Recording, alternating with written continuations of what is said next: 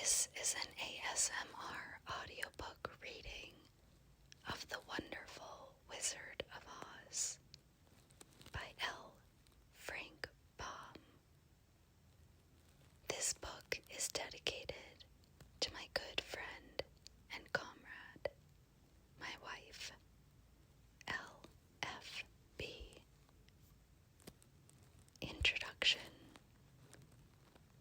Folklore, legends, myths, and fairy tales have followed childhood through the ages. For every healthy youngster has a wholesome and instinctive love for stories fantastic, marvelous, and manifestly unreal. The winged fairies of Grimm and Andersen have brought more happiness to childish hearts than all other human creations.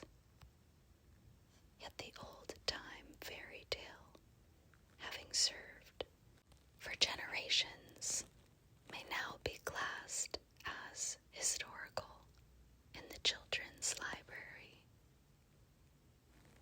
For the time has come for a series of newer wonder tales in which the stereotyped genie, dwarf, and fairy are eliminated, together with all the horrible and blood-curdling incidents devised by their authors to point a fearsome moral to each tale.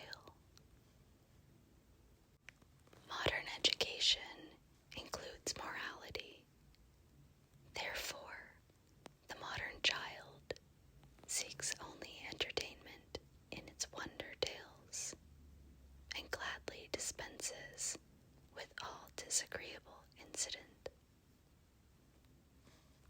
Having this thought in mind, the story of The Wonderful Wizard of Oz was written solely to please children of today. It aspires to being a modernized fairy tale in which the wonderment and joy are retained and the heartaches and nightmares are left out. L. Frank Baum, Chicago, April 1900. The Wizard of Oz, Chapter 1, The Cyclone. Dorothy lived in the midst of the great Kansas prairies with Uncle Henry, who was a farmer, and Aunt Em, who was the farmer's wife. Their house was small, for the lumber to build it had to be carried by wagon many miles. There were 4 walls, a floor, and a roof, which made one room, and this room contained a rusty-looking cook stove, a cupboard for the dishes, a table, 3 or 4 chairs, and the beds. Uncle Henry and Aunt Em had a big bed in one corner, and Dorothy a little bed in another corner. There was no garret at all, and no cellar, except a small hole dug in the ground, called a Cyclone cellar, where the family could go in case of one of those great whirlwinds arose, mighty enough to crush any building in its path. It was reached by a trap door in the middle of the floor, from which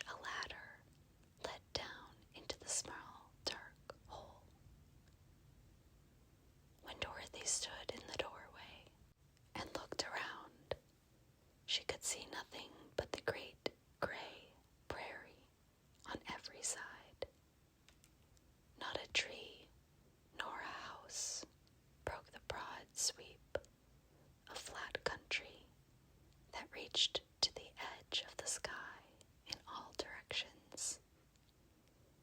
The sun had baked the plowed land into a gray mass, with little cracks running through it.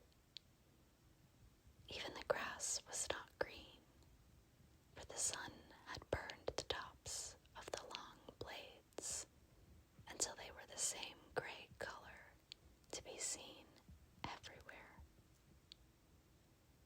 Once the house had been painted, but the sun blistered the paint and the rains washed it away, and now the house was as dull and gray as everything else. When Aunt Em came there to live, she was a young, pretty wife. The sun and wind had changed her, too. They had taken the sparkle from her eyes and left them a sober gray. They had taken the red from her cheeks and lips, and they were gray also. She was thin and gaunt, and never smiled now.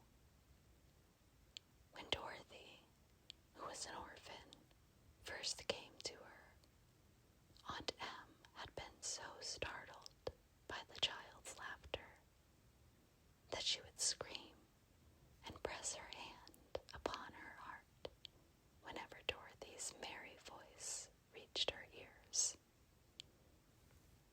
And she still looked at the little girl with wonder that she could find anything to laugh at. Uncle Henry never laughed. He worked hard from morning till night and did not know what joy was. He was gray also, from his long beard to his rough boots, and he looked stern and solemn and rarely spoke.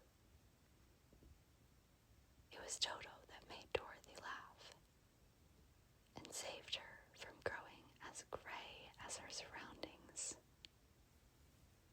Toto was not gray.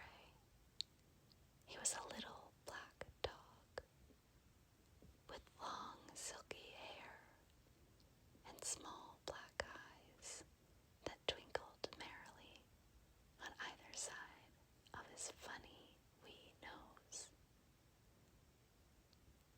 Toto played all day long, and Dorothy played with him and loved him dearly. Today, however, they were not playing. Uncle Henry sat upon the doorstep and looked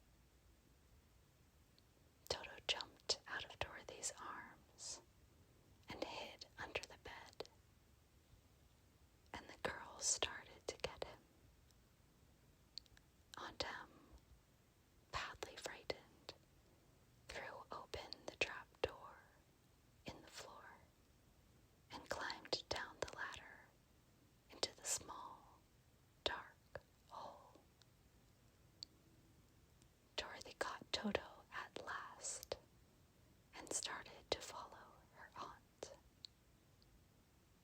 When she was halfway across the room, there came a great shriek from the wind, and the house shook so hard that she lost her footing and sat down suddenly upon the floor. Then a strange thing happened. The house whirled around 2 or 3 times and rose slowly through the air. Dorothy felt as if she were going up in a balloon. The north and south winds met where the house stood and made it the exact center of the cyclone. In the middle of a cyclone, the air is generally still, but the great pressure of the wind on every side of the house raised it up higher and higher until it was at the very top of the cyclone, and there it remained and was carried miles and miles away as easily as you could carry a feather. It was very dark, and the wind howled horribly around her. But Dorothy found she was riding quite easily.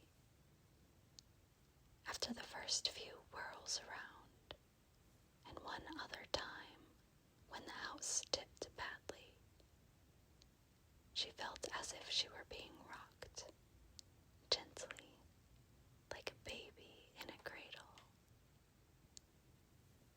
Toto did not like it. He ran around the room, now here, now there, barking loudly. But Dorothy sat quite still on the floor and waited to see what would happen. Once Toto got too near the open trap door and fell in. And at first, the little girl thought she had lost him. But soon, she saw one of his ears sticking up through the hole. For the strong pressure of the air was keeping him up so that he could not fall. She crept to the hole, caught Toto by the ear, and dragged him into the room again. Afterward, closing the trap door so that no more accidents could happen. Hour after hour passed away, and slowly Dorothy got over her fright. But she felt quite lonely, and the wind shrieked so loudly all about her that she nearly became deaf. At first, she had wondered if she would be dashed to pieces when the house fell again. But as the hours passed, and nothing terrible happened, she stopped worrying and resolved to wait calmly and see what the future would bring. At last, she crawled over the swaying floor to her bed and lay down upon it, and Toto followed and lay down beside her. In spite of the swaying of the house and the wailing of the wind, Dorothy soon